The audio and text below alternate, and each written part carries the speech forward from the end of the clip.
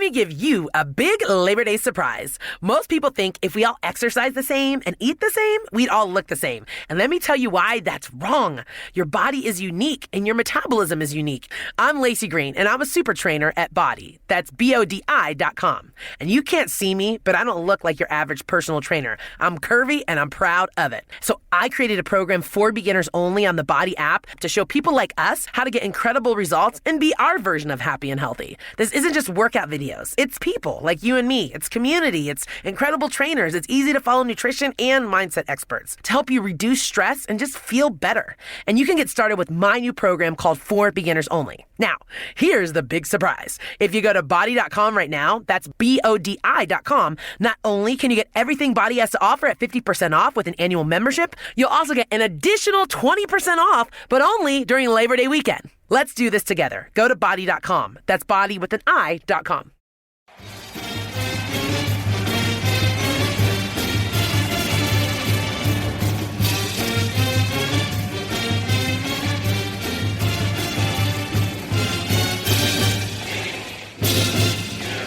Hello, Duke fans, and welcome to episode 296 of the Duke Basketball Report podcast. It is Wednesday, March 17th, 2021.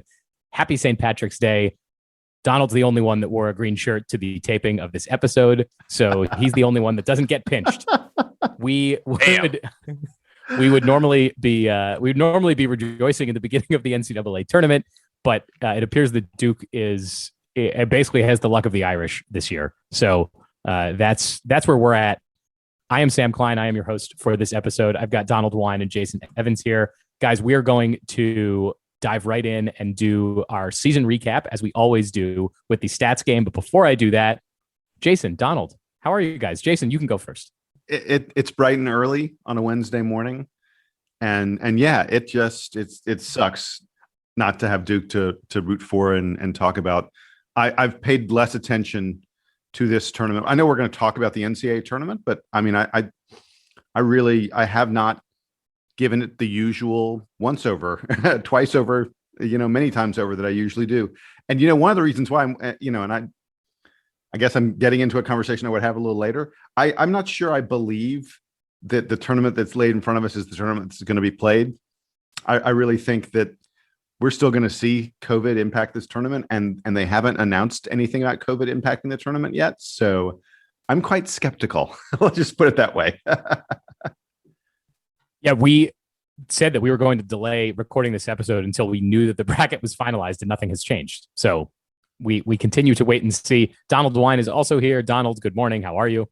I'm doing good on this St. Patrick's Day. I just wanted to shout out for you guys, because you guys can see what I'm wearing and the people out there do not. A couple of years ago, I went to Ireland for a soccer match, and the supporters group that I'm a part of linked up with the Irish supporters group. So they were a great group of dudes. They showed us around Dublin, showed us a great time. And so they gave me one of their jerseys that they wear to Ireland matches. So I'm wearing that today to show support. They're called You Boys in Green. And so if you are in England or in Dublin and go to a match and you see the people going crazy for Ireland, that is You Boys in Green. So shout out to them on this nice St. Patrick's Day. Excellent. Lovely story. Thank you for sharing it with us. By the way, yes. Donald is speaking directly there to people listening to this podcast in a foreign country. And while that may seem insane, when we know that they exist. We know they exist. We know they exist. Yeah. Yeah. So it's amazing. Yeah. Speaking of finding out where you listen to the podcast from, I'm gonna tell you about this now, and we're gonna tell you about it again at the end of the episode. But I want to make sure we do it early in case you are somebody who doesn't listen to the end. We don't know if you do, because until this point, we have never had a survey of DBR podcast listeners, but we're doing it now. So we have been talking the last couple of days about how we would like to improve the show into the off season, into next year. We would also like to get to know our listeners a little bit better. So we have written a survey to learn a little bit more about you, the listener, whoever you are, wherever you are joining us from. You can access this survey by going to tinyurl.com/DBR podcast survey. I'll tell you that again, tinyurl.com/DBR podcast survey. I would guess it'll take you about 10 minutes to fill out if you do it, thoughtfully. It could be longer if you really have have some things to say, because we've got some places for you to rate each of us individually. We covered some topics like, which topics do you want us to be covering on the show? I know that in the past we've dabbled into things like Duke football, Duke women's basketball, other ACC basketball, maybe NBA stuff a little bit more. So kind of the topics that would be adjacent to Duke men's basketball. We ask you about that. We ask you about the kind of analysis that we're doing here, the interview guests, all kinds of things like that. So we hope it's a very thorough accounting of all the things that we are doing on the show. And hopefully you can give us some feedback and tell us who you are and what you like, because we obviously get the emails, but we know that that's a little bit more of an ask than going to the survey and filling out the exact questions that we've asked you. So once again, tinyurl.com/DBR podcast survey. We'll just leave it up for a while. It's not like we have to finish this and make any changes anytime imminently. So we'll do that. We'll put the link as well in the notes for this show. We'll put it on the forum. We'll put it everywhere so that you can't forget it. One more time, tinyurl.com/DBR podcast survey. Guys, let's get into the stats game. And as you know, if you've been listening to this show at least since the beginning of this season, and I would be shocked, by the way, if we have lots of new listeners who joined for this year through Duke basketball, because what a terrible year to join the show and listen to us. But if you've been listening since the fall, and especially if you've been listening for many years, one of our favorite things to do in previewing and recapping the Duke men's basketball season is to play the stats game, where I pick a number of stats. This year I had 23 of them that we will go through, and we each make picks about who's going to lead the team in a variety of categories, how many of certain events will happen. And in most years, this is a fun exercise. I'd say this year it was kind of a disaster. So I do have, yes, Donald's raising his hand. Yes. Before we walk into this. Before we walk into this, I just would like to note that the way the NCAA did it is in 2019, UVA won the national championship. And then in 2020, there was no NCAA tournament. So you want to count to claim a championship for 2 years. Since we are not in the tournament this year, I think as the winner of last year's, I think I should be able to claim this for another year. That's just, I mean, the precedent was set last year. I don't write the rules. I just enforce them. So that's how I think this should work. Donald, have you looked ahead at the recap that I've already put into our shared Google sheet? Nope. No. I know it's brutal. So there's a reason that Donald. It'll become imminently clear. There's a reason that Donald said that. I have done no research for this. I assume it's brutal. I tabulated all the outcomes this morning, and I gave points. Basically, I let you win. If it was a category where we were picking numbers, I gave the point to anybody who was highest or closest if we were on the outside of the number, which is going to skew the outcome in an interesting way. Yeah, and this is not like The Price is Right. If you go over, you still can win, right? It's all directions. I'm giving points liberally this year because we need them. We're gonna have to. And there is before we start, I assume that neither of you have looked at because I just finished tabulating this. Before I start, there were 23 categories. Can you guess which category we were most wrong on? Most wrong on? Most wrong. Wow. You were most wrong on field goal percentage. I know that. I was on that, but I was only one away on that one, right? Like I said, we know that it was Mark Williams. That was a terrible pick. But there is one category you're not going to guess it that we were so terribly wrong on, and you're going to look back and be like, "What was a number of players that averaged 10 minutes a game?" No, I was going to say Henry Coleman minutes. That's a bad one. We were bad on Henry Coleman. That's a bad one. There was one. Remember how high we were on Henry Coleman in the preseason? Oh. We were very high on Henry Coleman. We're going to get to that one, but there's one that's worse, and I will point it out. It's a tease. It's a tease, Sam. It's a tease. And by the way, it's about a player. It's about a player that's much more important than Henry Coleman. So there's your tease. So let's go Mark from Williams the top. Starts. That's what it is. The first. Oh, that's a bad one too. We'll go from the top. So the first few categories are not interesting. Most points, we all guessed Matthew Hurt. It was Matthew Hurt. Most rebounds, we all guessed Jalen Johnson. It was Matthew Hurt. So none of us get points there. Most blocks, we all guessed Mark Williams. It was Mark Williams in a runaway. The fourth and fifth categories are the first ones that get interesting. They go together actually. Most assists and most steals. Both Donald and Jason picked Jordan Goldwire for both of these categories, and I picked Jeremy Roach for both of these categories. It was Jordan Goldwire, And especially in the steals category, that was kind of a runaway. Jeremy Roach came in second in assists and fourth in steals. So I was apparently much higher on Jeremy Roach than I should have been at the beginning of this season. But if my memory serves, didn't Donald pick Jeremy Roach like in 3-point field goals or something like that? Well, we're going to get to that one. We'll get to that. Don't worry. Don't worry. None of us did well. They said it was he alluded that out like my stuff was a bloodbath. I've got most of them right so far, so I'm good. You're cancel the rest of it. You've got two more. You've got 2 more points. Stop the count, Donald said. Stop the count. I said stop the count. I'm going to stop at a couple. And by the way, stop me along the way here to offer commentary on any of these things. I feel like I've rushed through the first through. No, you're doing a great job. Keep it going, man. We all said Jalen Johnson was going to have the most rebounds on the team, and it turned out to be Matthew Hurt. Again, a lot of the color of the outcome of this game is going to be, one, Jalen Johnson barely played this season. Like, he only played in about half of Duke's games. And 2, Duke played a lot fewer games and won a lot fewer games than even we anticipated going into the season.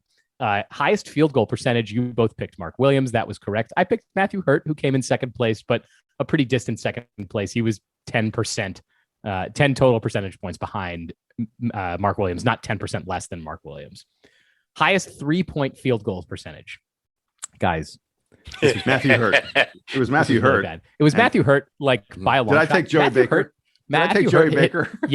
Matthew Hurt hit 44% of his 3-point field goals, which is nuts.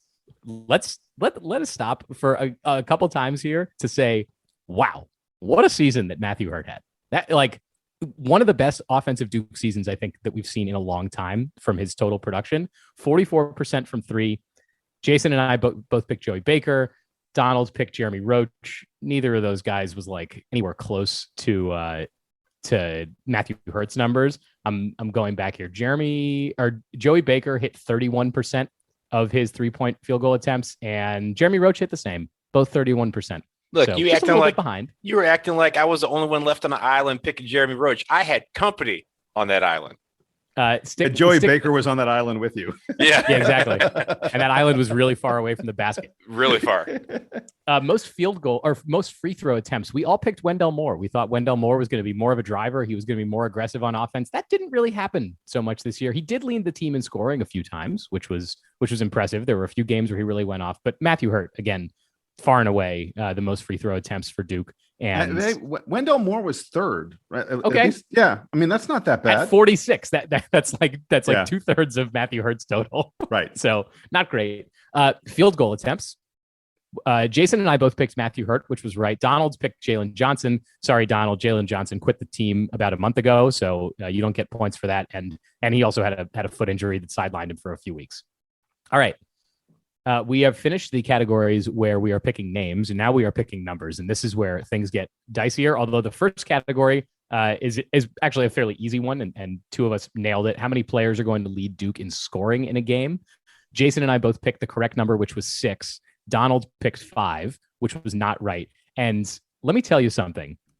If we had done this category differently, how many times is Jalen Johnson going to lead Duke in scoring this year? Like, I imagine that we would have each guessed something like in close to double digits, right? We expected Jalen Johnson to be great. He led the team in scoring in exactly 1 game. His first game of the year? No, it wasn't even the first game of the season. He only led the team in scoring in a January game against Pittsburgh, which Duke lost. Yeah, the first game of the season, the leading scorer was DJ Stewart. Yes, and DJ Stewart, interestingly, is the player that I'm going to get to very soon as it relates to things we got very wrong, and that's actually the category. I'm teasing that though because I have one more to get to. Mark Williams starts. We predicted how many games Mark Williams was going to start. Jason had 4, Donald had 5. I was the high man with 6. So I'm taking this category because Mark Williams started 15 games for Duke. That is so unfair. You know what? Perfect. I hoped at the beginning we said a lot of these that we hoped we were wrong in this. Yeah. This is one where I was like, because if he was starting, we did a lot with him. So next year we will come better prepared. He's going to be starting a lot of games next year. Yeah, if you thought that category was a load of crap, welcome to the category we got the most wrong. DJ Stewart, we predicted the number of starts that DJ Stewart would have. Oh, DJ wow. Oh, Jason, my God. Jason and I were really pessimistic. Jason and I were really pessimistic. We said that DJ Stewart would start 3 games. Donald was the high man here. He predicted that DJ Stewart would start 5 games. And I'm pretty sure I went last in that one. And I was just like, I'm just going to go over by a couple. Take the over. Just going to take the over. Yeah, Duke played 24 games and DJ Stewart started 22 of them, guys. So, yeah. Let's all pause and just reflect on how. By the way, one of the things we asked you in this survey that you're going to go take either during this episode or right after you listen to it. Hey, Sam, is that survey at tinyurl.com/DBR podcast survey? It is. It actually is at tinyurl.com/DBR podcast survey. When you take that survey, one of the questions is to rate each of us on our basketball knowledge. So you can forget that this episode happened when you're doing that. Or just talk about me up to this point, because apparently exactly. I've run out of points. So. Yeah, no, spoiler, Donald has no more points there. Let's get to Henry Coleman's total minutes. Oh boy. This one I know was bad for me. Go ahead. Yeah. Say a prayer for yourselves. Jason's the low man here. He's going to take it. Jason gets 350. Donald had 360. I had 415. Henry Coleman, 95 minutes on the season. That's not great. Jason was only off by I don't know. Looks like it's about 3.5 times higher than he had than a third. He had a third of my pick, and I won. Just anyway. a little less than that. Yeah. Yeah, exactly. Patrick to pay total minutes. I'm gonna win this one, and it's basically the same type of outcome. I guess 224. Jason gets 250. Donald had 468, and Patrick to pay played a whopping 45 minutes in this season. Hey, that one, I have no idea what I was thinking. What I thought was take what he was going to actually do and multiply by 10. I should have divided by 10. I might have been closer. Here's another one where the length of the season really bit us. This was number of players who logged over 300 minutes, and we really should have lowered. That's no fair because there were fewer. But Jason had 8, I had 9, Donald had 10. So Jason takes this one because only 6 players on Duke logged 300 minutes this season. It's a great category. In that case, it's a brilliant category. I think it's mean. I think it's a mean category, and then the category knew what it was doing when it presented itself. Speaking of categories that Jason won because he just went low. The number of total points that the walk-ons would score this season. Hey, I win this one every year because I go low. That's true. And now we have learned our lesson. It was 6. Jason gets 9. Donald had 10. And I had 20 because I felt really strong about Mike Buckmeyer coming into the season. I thought he had put in great work in the offseason. I thought Keenan Worthington was going to produce a lot more than he did. And you guys have just really let me down. So the total was 4 points? It was 6. It was 6. Keenan Worthington had 3 of them in one game. In one game, yeah. in the course of like 15 seconds. So there you go. Here's another one where I will take it on the basis of undercount, but number of games in which Duke will score 100 points. Gentlemen, Duke did not score 100 points this season. It never happened. I guessed 1. Jason guessed 2. Donald guessed 3, which is better than that one year when Donald guessed 10. So hey, I will. You're in range. I will sit here and debate anyone who at the beginning of the season that year 10 was a nice number. Just didn't end up being the number. Look, Donald, I'll give you most improved in this category. Thank you. Because you're getting a lot closer to figuring this one next out. Year, I'm going to say -2. That's right. All right. Here's another one where, we really did not understand what this Duke team was going to be at the beginning of this season. The category was Ken Pom defensive rank at Selection Sunday. All 3 of us thought that Duke was going to be a top 10 defensive team this season. Donald and I thought they were going to be 8th. Jason took the slightly more conservative 9. They're in the 70s. Duke is number 75 in Ken Pom defense. To be fair, if going based on prior, knowledge and research and stuff, they had never been below like 19 or something in the history of Ken Pom. No. They were 47 a few years ago. I'm sorry. I pointed that out. The 19 was the total ranking. Yeah. But in defense, they were 47 a few years ago. But otherwise, the last few years, I had written this down at the beginning of the season: 6, 12, 6, 9 are the last 4 years of Ken Pom defensive ranks. So good job by us. Road wins. We actually weren't terrible on this one. Duke won 3 road games. I guessed 5. Each of you guessed 7. So I get the point for that one. I was in range, and a couple games got canceled and et cetera, et cetera. So I feel like we did okay here. Did any of the canceled games, were they road games? Oh yeah. Yeah, Florida State. The Florida State game. Florida State and I'm sure and the Pitt game was going to win that. The Pitt game was a home game. Pitt Duke game was a going home to win. I'm sure Duke was going to win at Florida State. So yeah, when we previewed that game, we know that this was going to happen. So I'll take the 4th road win for that. ACC teams in the tournament. Jason, you nailed this one. 8 ACC teams made the tournament. The ACC was not strong this year, although it had a good rear, I guess. You could say that it had a nice butt. Wait a minute. Are you counting Louisville in that? No, I'm not. I believe when I checked, because it's only 7. Yeah, it's only 7. Oh, I miscounted. teams. Whoa, guys, we got to recount. Mm-hmm. Someone needs to check me. Donald gets this point because Donald guessed 7. Now, so the game has changed, but actually not that much. It doesn't actually change the outcome of the stats game here. Jason is still going to win and by I guess a fairly comfortable margin. There's only 23 categories. The last category before Jason takes the victory for this year it's another rough one. Total wins for the Blue Devils. Oh, do you guys remember what you picked? I'm sure it's around 27 at least. I think I picked Jason, 20. I think I picked 26 or something.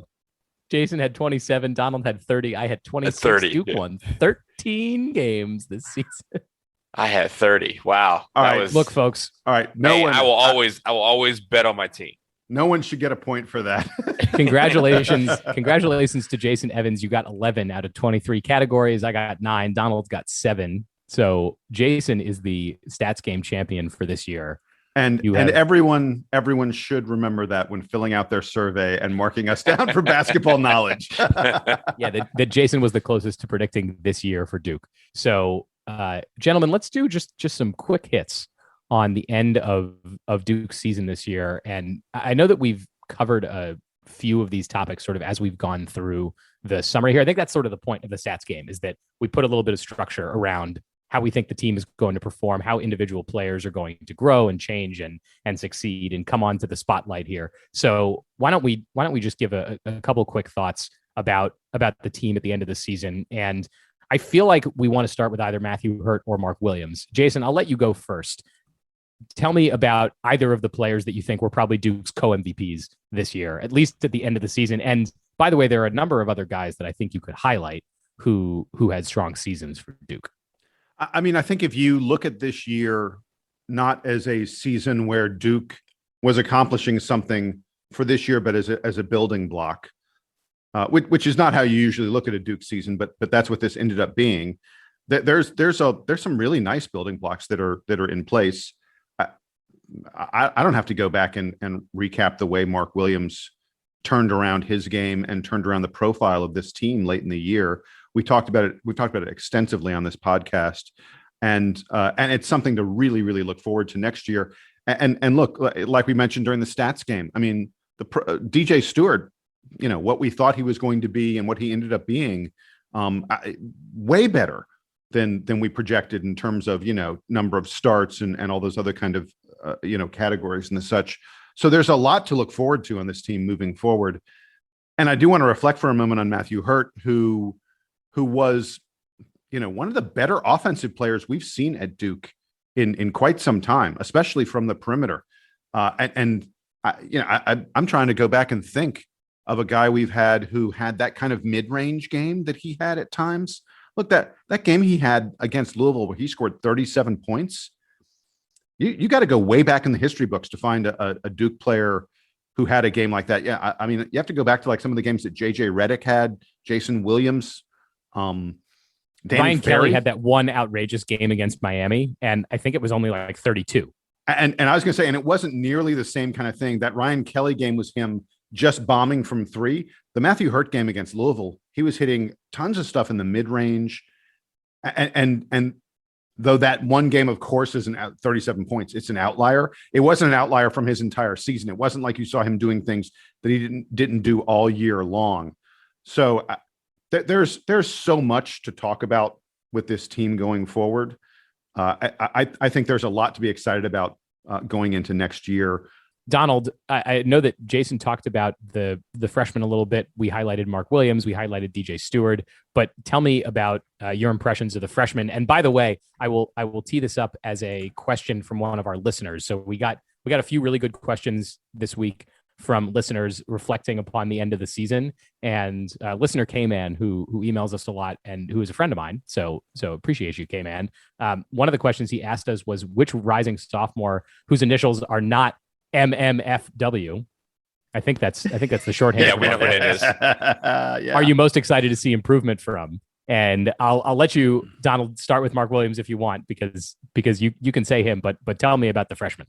Yeah, well, first of all, I think MVP Matthew Hurt, hands down, throughout the entire season. If you're looking at season from start to finish, he knew he was going to be the guy entering the season and was the man all season. So I would give it to him, not disrespecting anybody else on the team who had great seasons. But I do want to talk about Mark Williams very quickly. His rise to stardom was kind of similar to the feel good story that we had a year ago with Justin Robinson, but he did it as a freshman instead of as a senior. And I think when it comes to Mark Williams, the future is so bright. If we know that he's going to improve every single day, which we literally saw throughout this year, I think is going to be an incredible summer for him. It's going to be important for his development. As we've said before, we hope Cookout really enjoys his presence over the summer, and he's there a lot. But I think when it comes to Mark Williams, him coming along and then emerging in the back half of the season was incredible to watch. It was fun to watch, and it gives us so much hope for what he can do beyond the season. I do want to transfer with you were asking about what other player, what other freshman that we could be most excited about. For me, I think is DJ Stewart to be most excited about, but I think to answer the question, if the most improved freshman is Jeremy Roach, I think we are in a really good position, because I think DJ Stewart and Mark Williams are going to improve.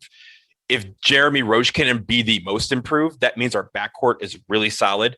We'll have Griffin coming in to kind of help with that as well. I know he's a bigger guy that'll probably play closer to the 2 or 3, but I think having those guys on point means our guards are going to be leading the team, as opposed to this year where I think it was more a front court. That's going to be the balance. And I think if Jeremy Roach can be that guy that can really improve this summer, improve his 3-point shot, improve his handle, improve his distribution, we will be a much better basketball team next year with the additions that we already have coming in.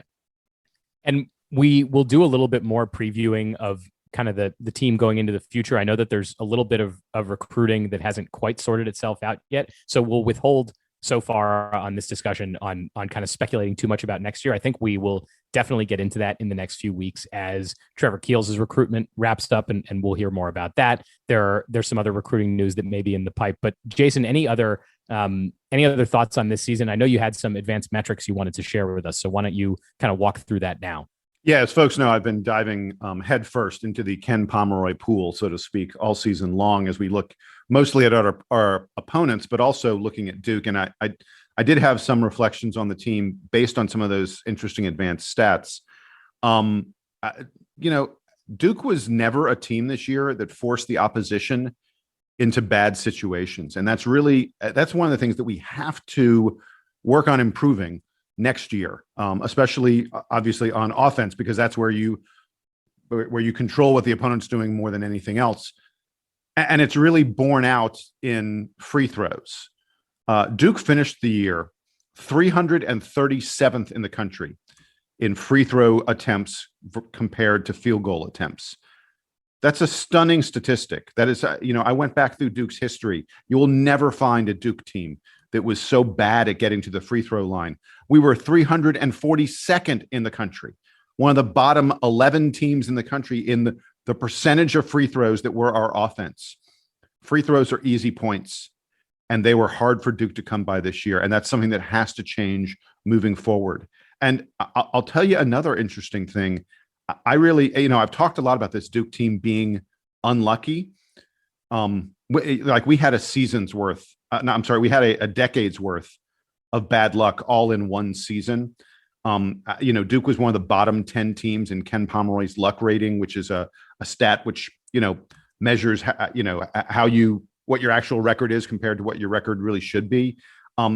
Duke had other stats where we were incredibly unlucky. Our non-steal turnovers, which is turnovers that happen that you don't really force. Duke was one of the 30 worst teams in the country in non-steal turnovers. Our opponent's 3-point field goal percentage. Now, look, I know that you can force your opponent into bad 3-point field goals. That's part of playing defense, but part of 3-point field goal shooting is luck. And Duke's opponent 3-point field goal percentage was huge and just really uncharacteristic from how Duke's opponents usually shoot. Teams like Miami and North Carolina, who are bad 3-point field goal teams, just went off against Duke. And it's all part of this story of luck, of bad luck that happened to this Duke team again and again. We talked about, Sam, you said in the stats game, we talked about how bad this Duke team was on defense. But one of the advanced stats that sticks out to me, and this is going to be surprising, Duke was the 15th best offensive team this year. And you may think, hey, 15th best, that's pretty good. This was a really bad offensive team. Duke is traditionally, almost always, one of the 5 to 7 best offensive teams in the country, according to Ken Pom. And so to be 15 was much worse than usual. In fact, this is our lowest offensive ranking as a Duke team since 2007. That's a long time ago. And in a year where Duke had, it's like one of the best offensive seasons that we've probably seen since the mid 2000s, like since JJ Redick was on the team. So Matthew Hurt, yes, individual offensive, yes. So thinking about the kind of lack of production around Matthew Hurt is stunning, given how effective and how efficient he was.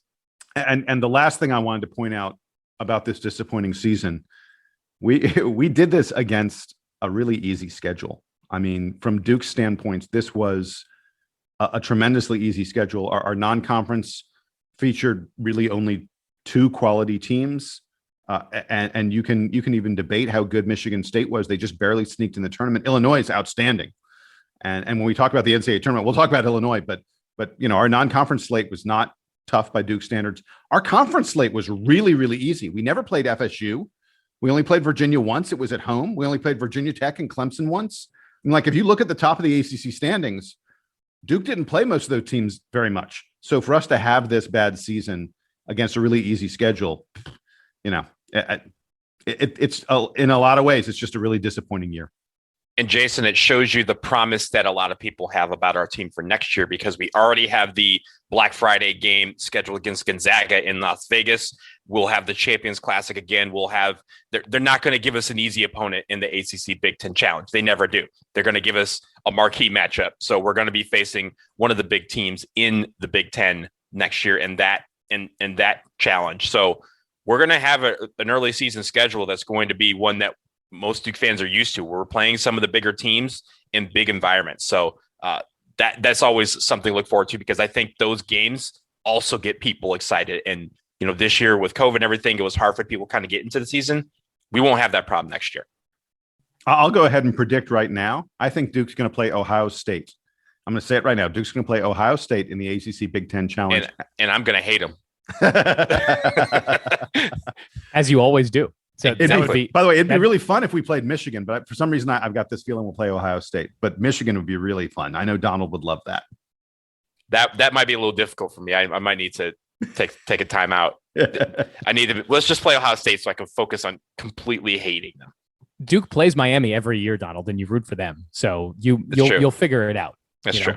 This is not a problem for me or Jason. I don't think we have particularly strong allegiances to other schools. I do have a master's degree from University of Denver, but that really only comes up during lacrosse season, not really so much in basketball. So, all right, we will leave it there for our recap of the season. I'm sure we're going to talk more in the next few weeks about this season and some of the ways that it went wrong, and also trying to look ahead and I think be mostly optimistic as we look ahead to next season. But there are a lot of dominoes left to fall. It's not just recruiting. There are NBA decisions that are potentially coming down the pipe. We expect, I think, Matthew Hurt to at least strongly consider declaring or declare and then explore his options before maybe coming back or maybe not. Certainly, Duke loses Jalen Johnson as they already have. There are a couple of freshmen on the team who outperformed this year, and we would not be surprised if they tested the waters this summer.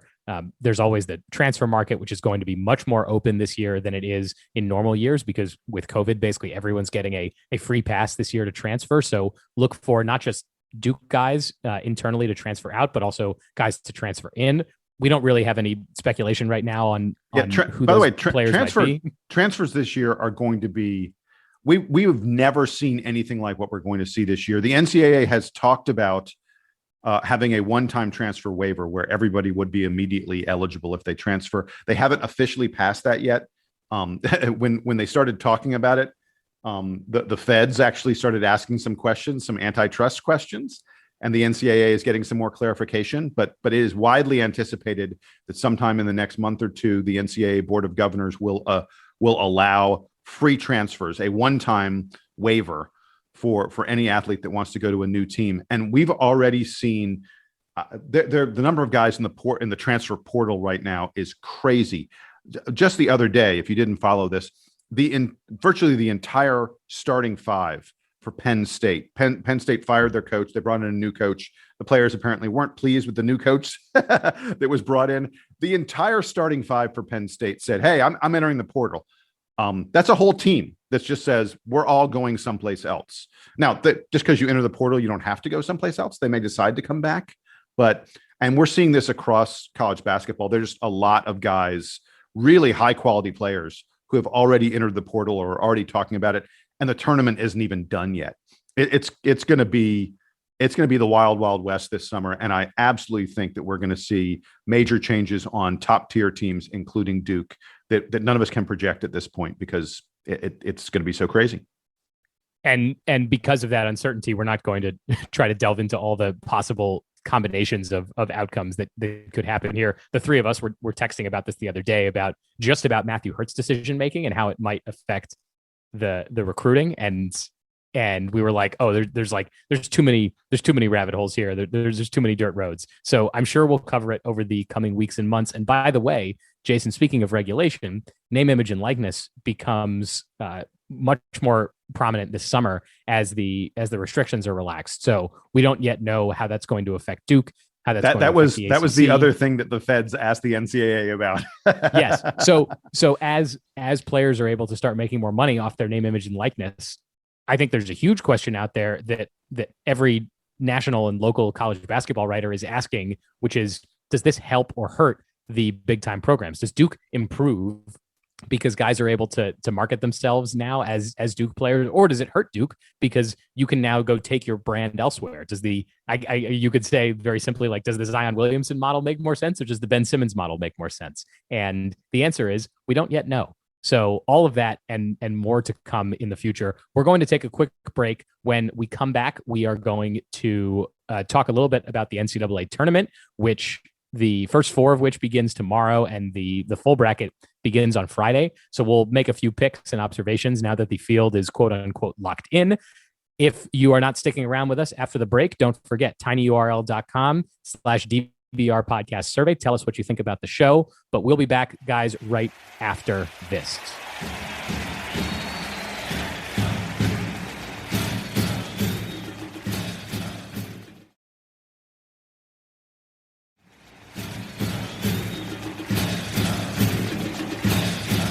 We are back, and we are going to wrap this episode with a few minutes on the NCAA tournament and the bracket as it looks right now. So, Donald, I'm going to come to you first. Give me your general impressions of how you think the NCAA tournament is going to unfold. I'll let you tell me about upset picks that you're excited about. I'll let you tell me about your Final Four. I want you to give me a Final Four and tell me who you think is going to win this tournament based on what we know as of Wednesday morning as far as who's healthy and who's actually playing in the tournament. Yeah. So what I say right now can easily go out the window in the next 48 hours before the tournament actually begins, because so much is still changing. I mean, we're already hearing about some teams that aren't bringing all of their guys to Indianapolis or haven't brought all their guys to Indianapolis because of COVID concerns. So some of these teams are going to be shorthanded. Some teams that were poised to do very, at least semi well in the tournament. So I'm going to quickly go through, as of right now, who I have as my upsets.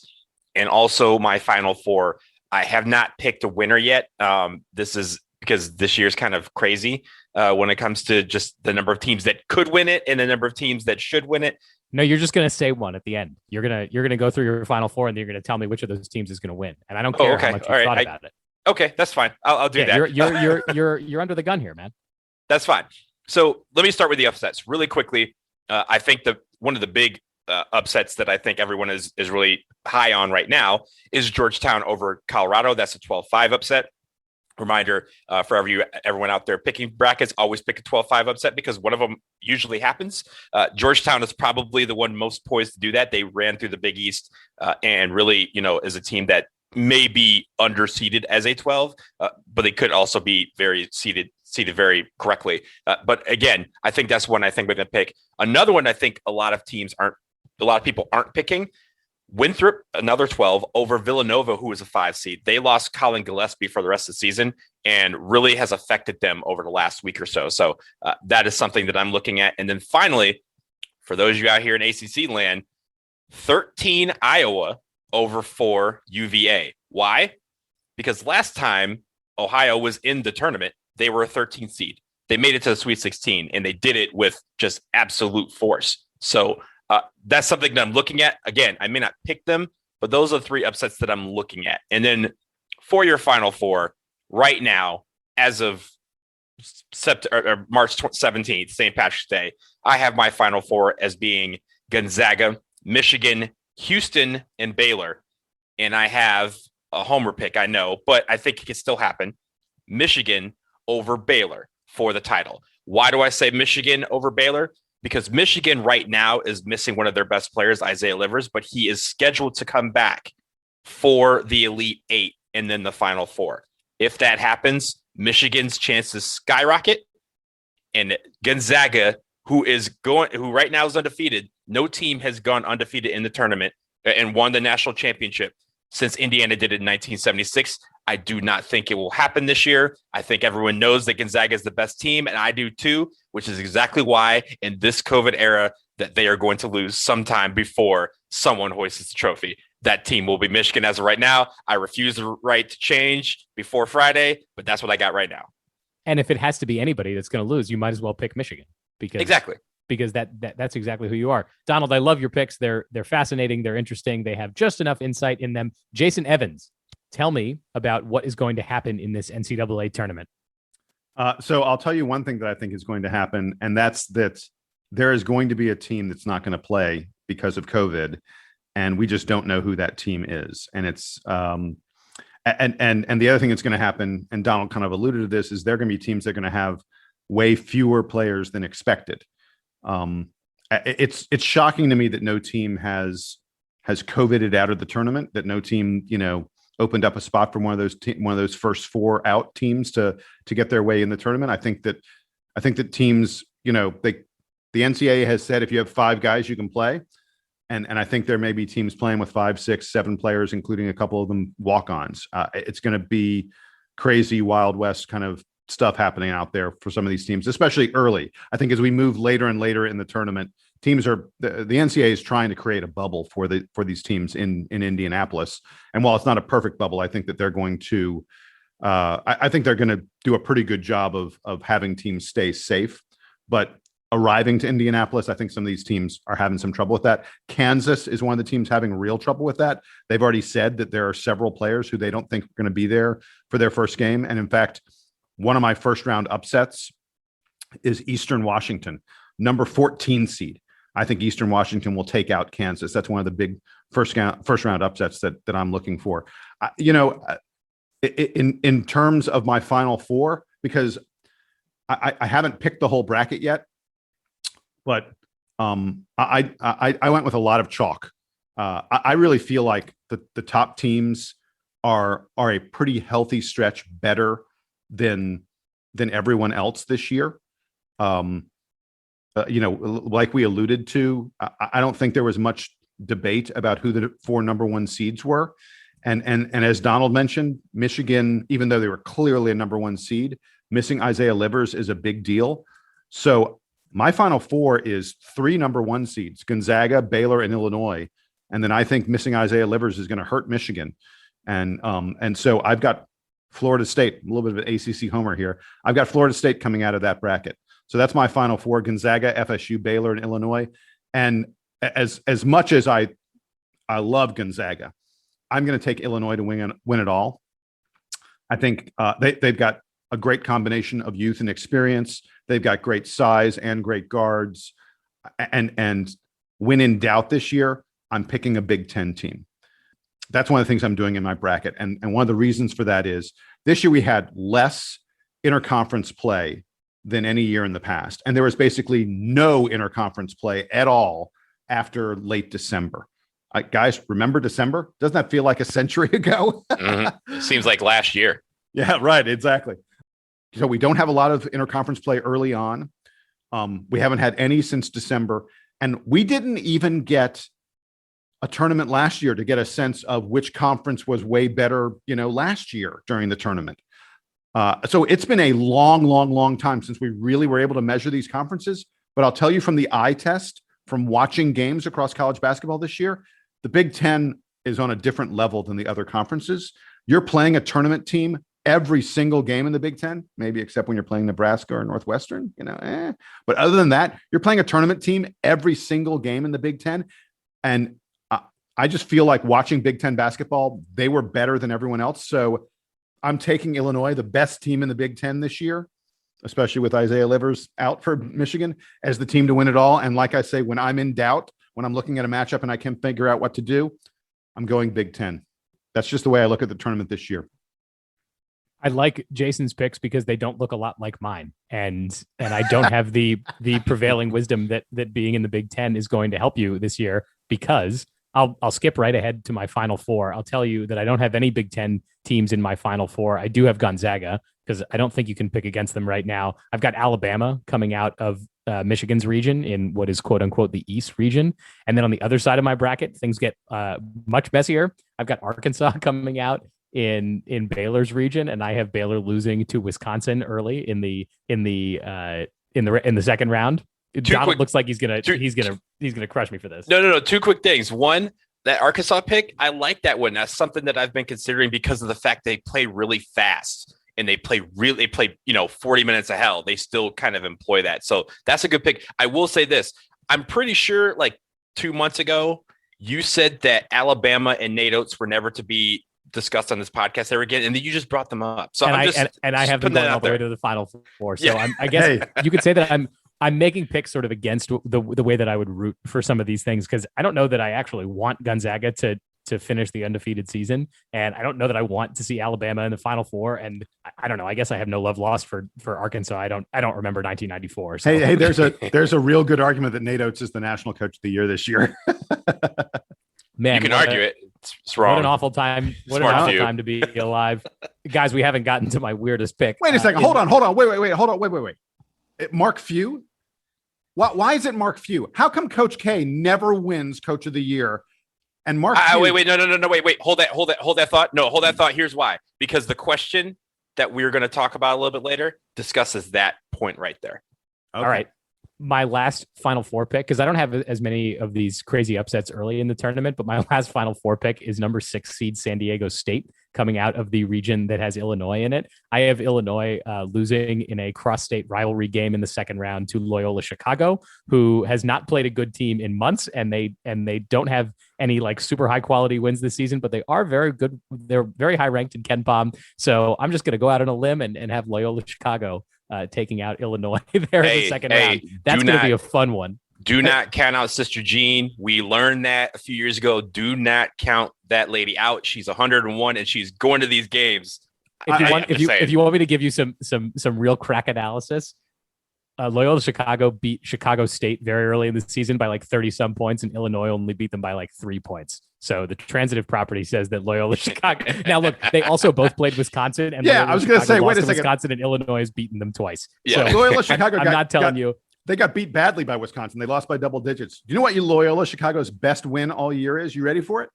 They won at Drake. Drake could make a run. That's Loyola's best win all season. They won at Drake. By the way, they also lost to Drake. So it's not like they were dominant against Drake. Loyola Look, Chicago, no way. That's not happening. Fine. You know what? Fine.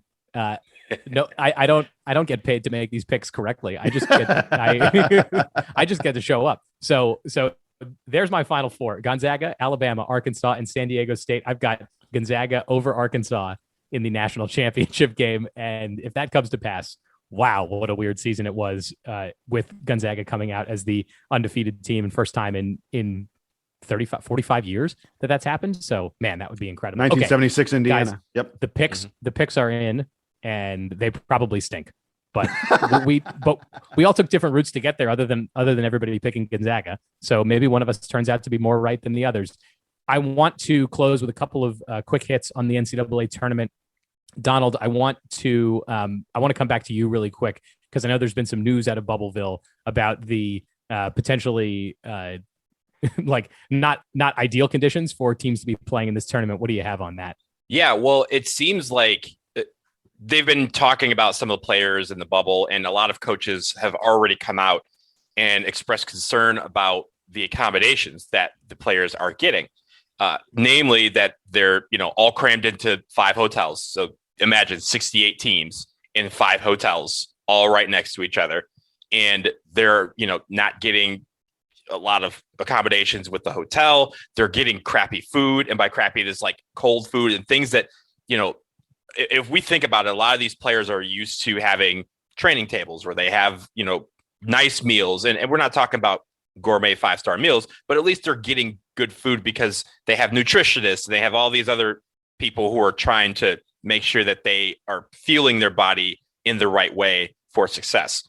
And that's not happening in these hotels. They're getting a lot of food. And the thing about it is, it sparked a lot of debate on social media about whether or not these players should be quote unquote grateful, as some reporters would say, that they are in the NCAA tournament and get to, eat the crappy food. Guys, they're players. They're 18, 19, 20, 21-year-olds who are not getting paid to play this game. And they're also being asked to do everything. And they have done everything to this point. They have been isolated from their families, from their friends, from other students on campus. And now they are being asked to do so for basically an entire month if they want to stay and win a national championship. The least you could do is give them a nice meal. They're getting a bunch of like coupons and stuff like that they can't use. And these guys are like, what am I going to do with this? I think the one thing that they got was a sponsor. They got deodorant. All the players got deodorant. Like, that's what we're doing. Smell nice. That's it. Yeah, they're going to smell nice for nobody as they sit in their room. So I think the NCAA and everyone out there just needs to realize that these are kids playing a game. And we've talked about the name, image, and likeness and all this stuff, and about how, everyone else seems to be making money but these players, and that will soon change, but it hasn't changed yet. And the power still rests in the people who are not playing this game. So I need people just kind of chill out and let these kids complain if they need to, because they deserve, if they're going to play for a national championship for your school. If Duke was in here and they were complaining about this, I will want them to have the best accommodations possible. That is how that should be working. The NCAA needs to make whatever happen, at least give them some nice meals so that they can prepare to play this game and not have any injuries or anything like that. And speaking of Duke not being in the tournament and the conditions not being ideal, I'm going to give us just a couple more minutes of being salty about Duke not being picked for this tournament. We know that Duke is the highest ranked KenPom team that didn't make the field, and that there are teams that were much lower than Duke that did make it. But we got an email from listener Nick, who did a little bit of analysis for us, running through a few key metrics and comparing Duke and some other teams to teams that are in the field, teams that are out of the field. Jason, I would like you to kind of walk through Nick's analysis for us, because I know that you're our guru here on comparing the metrics. So tell us about what listener Nick did for us and what you think about it. Yeah, so Nick took a look at the teams that were the last 4 in, the first 4 out, essentially the 4 substitutes, and then he looked at Duke. And I don't think it'll come as a surprise to anyone who's listened to this podcast over the course of the year. Like you mentioned, Duke is easily, by a lot, the best KenPom team of any of those 9 teams. Last 4 in, first 4 out, and Duke. So we're the best KenPom team of any of those teams. In the net rankings, there are only 3 of those teams that are better than Duke in the net rankings, and teams like Michigan State and Wichita State, who made the field in the tournament were 20 plus points, 20 plus, ranking spots behind Duke in the net. To say nothing of Ken Pom. I mean, like Wichita State is in the field, and if you look at their net, they're 72 in the net, they're 74 in Ken Pom. Just for recollection, Duke is 49 in the net, 33 in Ken Pom.